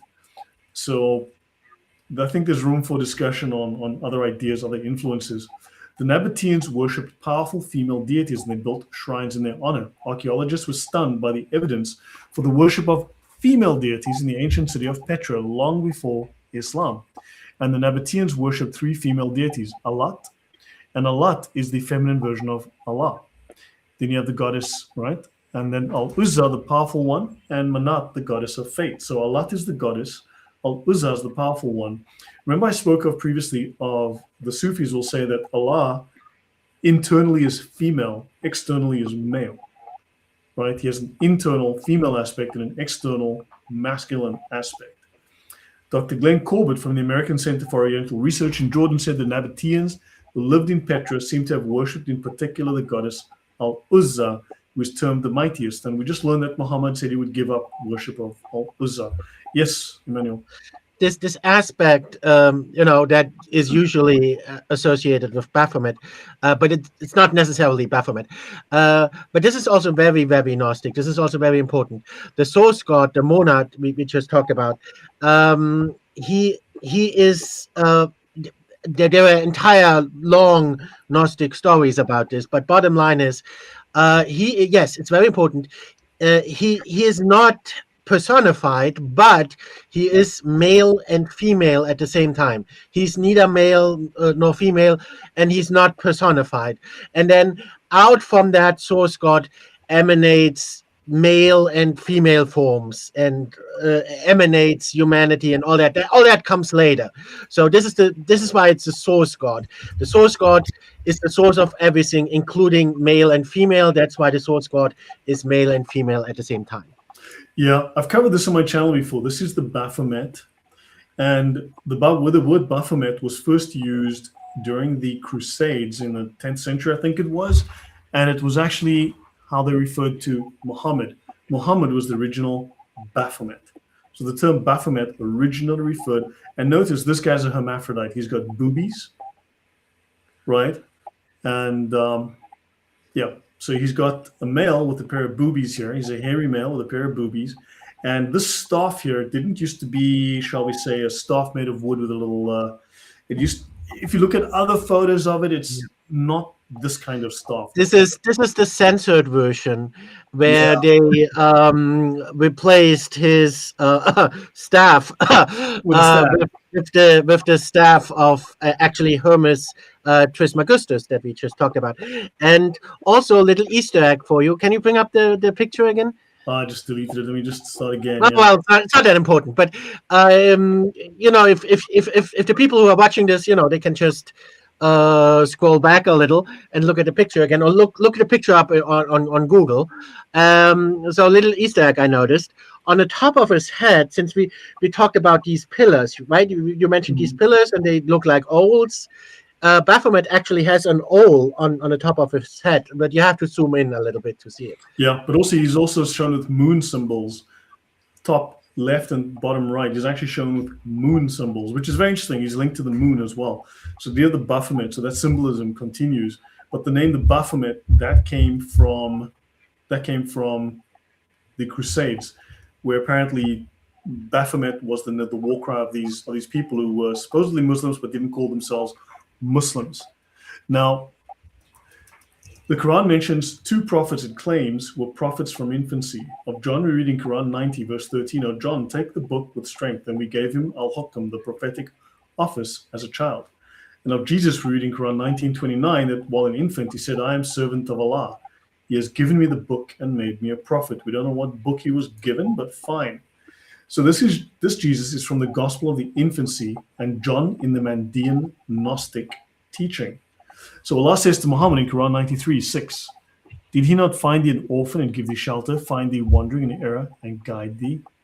Now, these words, this according to Arthur Jeffrey, he wrote the book on foreign words in the Quran, right? He identified over 2,000 foreign words in the Quran. And the words Dalan and Hada make it obvious the reference is to his being found by Allah in a false religion and guided to the true. And efforts were made later to claim it is being taken into his grandfather's house. Now, they're trying to clean up Muhammad's image here because Muhammad is supposed to be the perfect Muslim. And they want to hide the fact that there's all these references to Baal and Hubal. And he writes here a few details of Muhammad's domestic life with his first wife, Khadija, are preserved. But there is an interesting passage in the Musnad of Ahmad ibn Hanbal, which mentions that Muhammad and his wife had a custom of evening prayer. In this tradition, a neighbor says how he overheard Muhammad saying to his wife, "O Khadija, by Allah, I will not worship Allat, nor Al-Uzza. By Allah, I will not perform worship again." But Khadija said, "Leave Allat and leave Al-Uzza," and the neighbor adds, "These were their idols, which they used to worship and then go to bed." So Muhammad was, according to these sources, a worshipper of these pagan deities, Allat, Manat, and Al-Uzza. Can I have to ask the question, why in a location that's predominantly illiterate, with no presence of mind as to who Muhammad was, would they write such detail about this man? Hundreds of years later and thousands of miles away. Yeah. Okay. May I add something to this? Yeah. So someone hears that Muhammad said, "Oh, by Allah, I'm not going to do this anymore." Right. So there is a hadith where during the day of one of his wives, he goes and sleeps with one of his concubines, one of the slaves. The wife loses her mind. He's like, "What did you do?" And he says, "By Allah, I swear I'm never going to do this again." Okay, so 5 minutes later, he goes and he does it again. His wives lose their minds and say, "But you swore by Allah you were never going to do this." And his excuse was, "Well, but Allah told me not to forbid myself the things that were lawful." Which is like, well, just think about that. If he swore by Allah, even if Allah tells him, "Hey, you can do it," doesn't mean that he has to do it.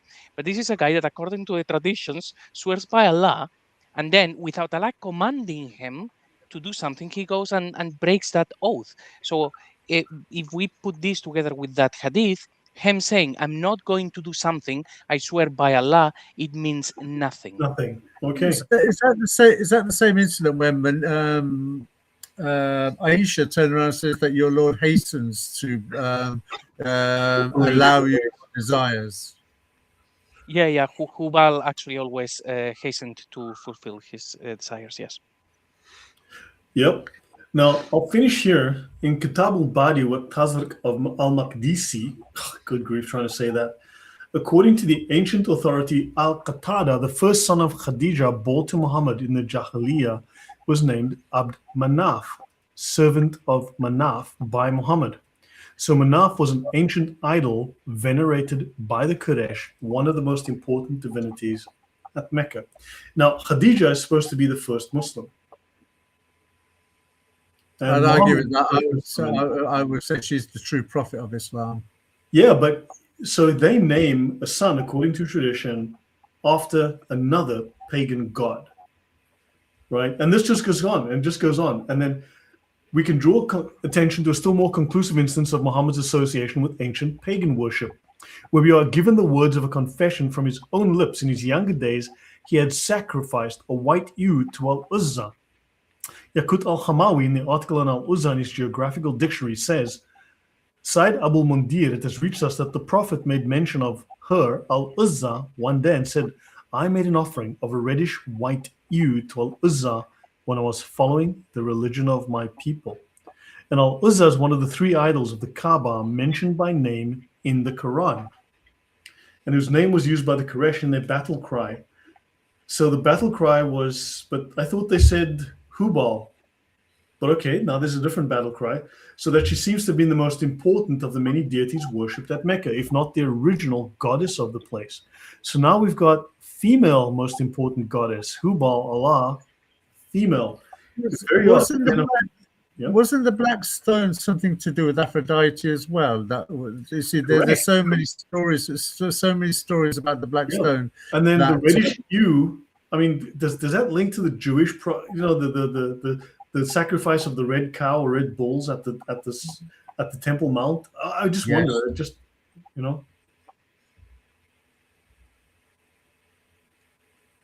Anyway, so I think I can end here, but this is just all of these things. I'll finish here. Manaf, and Baal, sorry. Pre-Islamic god worshipped among the Quraysh, that's Manaf, and other tribes. We know little about the deity, except the lists that are preserved by Muslim scholars, of all things. From the name, it would appear that he was an astral deity, astronomical, right? His idols were located in the Kaaba, and menstruating women kept away from them. And Manat, a female deity of the pre-Islamic period, associated with Alat and Al-Uzza and the daughters of Allah.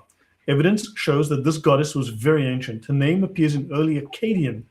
So that is, and is one of the names associated with Ishtar. In Palmyra, she's shown as the seated deity holding a scepter and represented as the goddess of fate. In Arabia, her worship location was Yathrib, known as Medina. I think I'll leave it at that. What do you guys think so far? I think. Go ahead. Just briefly, I'll say that the more you talk, the less Abrahamic Islam sounds. But that starts with the first sentence. It's just a travesty from the first sentence when you start doing investigation about how less Abrahamic this ideology is. Yeah, why would the Islamic tradition preserve all of these things? Just find it odd. I mean, but yeah. And then of course scholars were saying there was no paganism, it had all died out by that time. But then you start to find a lot of evidence that these were embedded within the culture, within their racial memory and so on. Yeah. I think if it's an ideology that's predicated on ad hoc improvisation, then all you've got is what you can graft from what your surrounding area and knowledges are. So that seems what it could possibly be, just an ad hoc ideology, grafting with a sense of reinvention and remolding it into the image of Muhammad. And by going to the Bible, the Hebrew scriptures and the Greek scriptures, and taking elements from those stories, you're almost sanctifying the Quran and Muhammad by doing that, because it has some kind of, if you like, connection to a previous strain of monotheism from their point of view. Yeah, Emmanuel, final words. Huh? Yeah, lots of things you mentioned, lots of things I would like to get into, but we don't have the time. But one thing I want to mention, since you just mentioned it, again, we talked about it a little last time as well. The infancy gospel of Thomas, not to be confused with the Gospel of Thomas. These are Yeah. two entirely separate texts. It's the infancy Gospel of Thomas that's completely heretical and that's completely Gnostic. The Gospel of Thomas you can certainly interpret in a Gnostic way, just like you can interpret everything in a Gnostic way. Yeah. But the infancy Gospel of Thomas, and that's where the Quran borrows from very, very heavily when it comes to, well, basically everything about Jesus. It's from the infancy Gospel of Thomas, and this is completely heretical. And actually, they just made a film from it, starring Nicolas Cage, and it's go watch it if you're not familiar with this stuff. But I gotta warn you, it's dark. It's blasphemous, and it's completely blasphemous, and it basically portrays Jesus as a villain. Right. So now notice that Manat was linked with Alat and Al-Uzza, right? Probably as part of the process of the federation of the cult by the Meccans, but Ugaritic, this is from Canaan, right? Ugarit, this is just north of Israel in Syria. Ugaritic evidence has linked 3 female deities as the daughters of Baal. So, yeah, just so you know, we're back to Baal again. Alat, Manat, and Al-Uzza are the daughters of Baal. So we come back to this idea. So, yeah. So anyway, we just keep coming back to Baal and Muhammad and Baal and, Muhammad's grandfather and Baal, Muhammad's father and Baal, Baal being Allah, Baal being Hubal, Hubal being Baal, being Allah. And of course, the same being, yeah. So all of these pantheon, this whole pantheon of deities all just connects. It's just all of these things that just connect. And I mean, so, yeah, put together the ideas. So guys, I'll call it a night here, but thanks all very much for the time then. Any final words you want to say before I go, before we call it a day? No, thank you for giving me the invite. I'd only just come in from work, and so if I missed the beginning of the show and repeated any element that you brought out, that's okay. I do apologize. No, it's okay. No, I mean, so, JC? Thank you, Lloyd. Well done, and I look forward to the more breakdowns. But yeah, the more you speak, the more it sounds like they did have the Quran sort of from the Judeo-Christian heretical groups, but everything else they copied from different places. So well done. Yeah, I don't know how it can be Abrahamic. I mean, have a look here. This is the Sabaean moon god Makkah, right? He's the king of the gods, right? And this is his symbol, the crescent and the star. You can see the moon symbol here, but you can see the crescent and the star. This goes back long before Islam. And he's the moon god Shin, also known as Nana, right? So, one of the oldest gods of the Mesopotamian pantheon. Yeah. So I was just going to say, I don't know if you did bring this up. I know you've brought it up in previous shows, and I've brought it up, and that's in the scripture in the Bible talking about people coming from a land with crescents hanging from their camels' necks. Yeah, Gideon. Yeah, we'll mention that. Yeah, correct. And they were the enemies of the Jews. Yeah, enemies of God. Yeah. So we'll continue with this, but there is just so much of this stuff that is utterly pagan, completely Babylonian, and related to moon god worship and to Baal. So yeah, I mean, just these influences are clearly there, constantly in the background of Islam and in Muhammad's tribe and in the stories, and yeah, just all there. So guys, thank you. I think we'll call it a night here. It's a lot to process, a lot to think about. Maybe there's nothing definitive here, but I mean, once you start to put all this evidence together, I mean, it just paints a picture that just doesn't look Abrahamic. It looks positively Babylonian pagan. So guys, thank you very much. God bless, and we'll see you guys soon. God bless. Thank you, Lloyd. Thank you, man.